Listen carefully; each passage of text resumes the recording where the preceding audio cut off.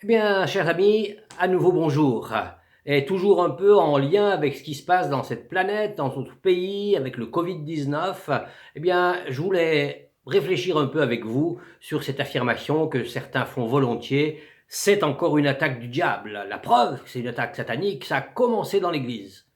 Bah, je suis pas certain que ça ait commencé dans l'église, parce qu'a priori, ça a commencé sur un marché aux poissons dans la ville qui s'appelle Wuhan, apparemment, en Chine. Donc, c'était pas vraiment l'église, à moins qu'il y ait eu un rassemblement chrétien sur ce marché aux poissons, je sais pas moi, mais l'affirmation est à questionner en tout cas, hein. Alors, bien sûr que le livre de la Genèse va nous montrer les conséquences terribles du péché. Le diable a ravi l'autorité que Dieu nous avait donnée, et suite à cela, eh ben, c'est une malédiction terrible qui va atteindre la création tout entière. Rien n'est préservé, la terre va se mettre à travailler à fournir péniblement, des épines vont pousser, et puis le rhume des foins, la migraine, le cancer, le sida, les maladies sexuelles, la mort, les dérèglements climatiques, toutes ces choses qui arrivent sont finalement la conséquence de ce que nous avons été rebelles contre Dieu. Nous lui avons résisté, nous n'avons pas soumis sa vie. Des espèces florales et animales disparaissent. C'est terrible, c'est terrible. Alors bon, c'est vrai qu'une vie sainte eh ben, va quand même aussi nous permettre d'échapper à un certain nombre de problèmes de santé. C'est sûr que si je suis fidèle à mon conjoint, ce sera plus compliqué d'attraper des maladies vénériennes. Ça, c'est bien probable, c'est bien probable. Si je respecte le sabbat, si un jour par semaine, je me repose, je laisse un peu les choses se faire, je reste un peu tranquille, peut-être que ça peut être un remède pour éviter le burn-out. Combien de conséquences aussi au niveau cardiaque provoque le manque de pardon. Si on pardonnait, il est probable qu'on sera en meilleure santé. C'est la conclusion qu'un auteur a tirée, un médecin d'ailleurs, dans son livre qui s'appelle Maladie ou santé, à votre choix. Et la vie sainte, effectivement, peut effectivement nous permettre d'avoir une meilleure santé.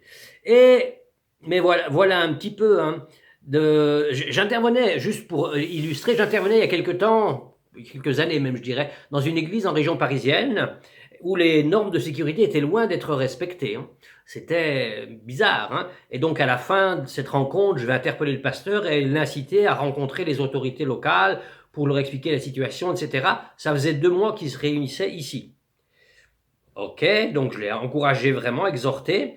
Et puis 2 semaines plus tard, ce pasteur va me rappeler pour que j'intercède parce qu'il subissait une attaque du diable. Waouh, le diable l'attaquait. Imaginez, alors il faut vraiment intercéder quand c'est comme ça, quoi. Et en fait, le diable qui l'attaquait, c'était un délégué par la mairie qui est venu à l'une des rencontres qu'ils organisaient et puis qui a fait fermer le local.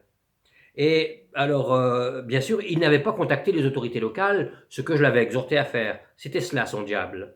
Là, bien souvent, on met sur le dos du diable des choses qui sont de notre ressort, qui sont de notre ressort, qui sont de notre fait, de notre faute.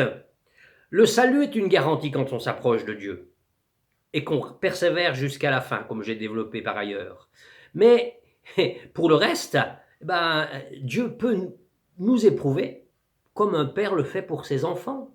Sinon, on serait des enfants illégitimes. Que dire? Il est bon de ne pas voir des démons partout. Mais il est bon de les voir là où ils sont, quand il s'agit de leur œuvre. Matthieu 10, 28, donc, est parfois perçu comme si c'était le diable qui avait le pouvoir de nous faire mourir et nous entraîner en enfer, hein. Je vous montrerai plutôt qui vous devez craindre, dit le Seigneur. Bien, le diable, il n'a pas le pouvoir de tuer, hein. La mort et la vie sont dans les mains de Dieu. Donc, c'est pas le diable qu'il nous faut craindre, c'est Dieu. Craignons Dieu. Alors, n'ayons aucune crainte du diable. Jamais nous sommes exhortés à avoir crainte, à avoir peur du diable. Par contre, nous sommes exhortés à plusieurs reprises à craindre Dieu, à avoir de la crainte de Dieu dans notre cœur.